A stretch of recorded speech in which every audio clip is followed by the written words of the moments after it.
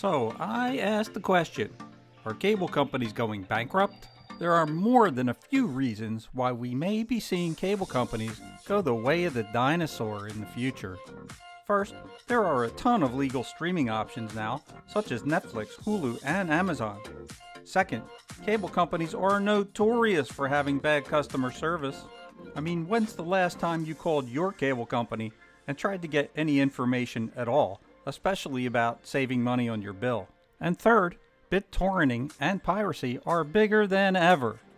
Hey guys, it's Richman. Before we get into this, now is the time you really want to protect your online privacy with a VPN.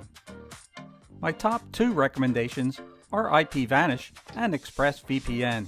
Both services have a no logs policy, which is what you want with any VPN you choose because it gives you total privacy protection and security. It means that a VPN provider won't collect or share your information with anyone when you are connected to one of their servers.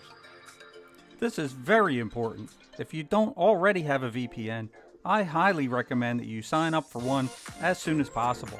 There was never a more important time to take your own privacy seriously and to take it into your own hands. I'll leave discount links to both services in the description below. They are affiliate links, so you'll be saving money and helping out my channel at the same time.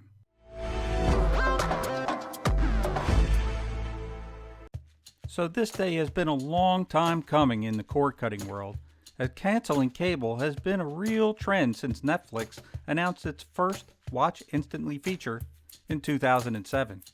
Hulu also debuted that same year, and Amazon Video came along a year later to follow the trend. HBO Go debuted in 2010, but you needed to have a cable service of some kind in order to use it. That was until HBO Now was unveiled in 2014, and now HBO Max in 2021, which expands to include the entire HBO catalog. Then along came the rise of streaming boxes like the Nvidia Shield, the Chromecast, and many others, with the Amazon Fire TV debuting in 2014. And then came the smaller and cheaper powerhouses, the Amazon Firestick and the ROKU streaming stick. Today the choices are huge, with the inexpensive Android streaming devices to the more expensive devices like the Apple TV. Everybody seems to be getting into the act. With the debut of Sling TV in 2015 and then PlayStation Vue and DirecTV Now, you're suddenly able to subscribe to channels that were previously only available if you had a cable subscription. Now, you could get a basic package which included bundles of live TV without a cable company. So, now that millions of people have decided to cut the cord and cancel their basic cable TV service, we're starting to see the fallout from the major cable companies. In fact, NBC just announced last week that it's shutting down its sports channel, NBCSN, and will move some elements of its programming to sister stations, the USA Network and Peacock, in an effort to survive. Where does it all go from here? Because of the pandemic in 2020 and continuing into 2021, a huge number of people are forced to stay home to slow the spread of the virus. This resulted in around 6 million households cutting the cord last year, according to an estimate from eMarketer. Over 1/4 of all U.S. households are expected to cut the cord in 2021, according to various surveys. Ad-supported streaming services became popular in 2020 as people ditched their paid cable, going to internet only, and were more tolerant of commercials on ad-supported networks and apps.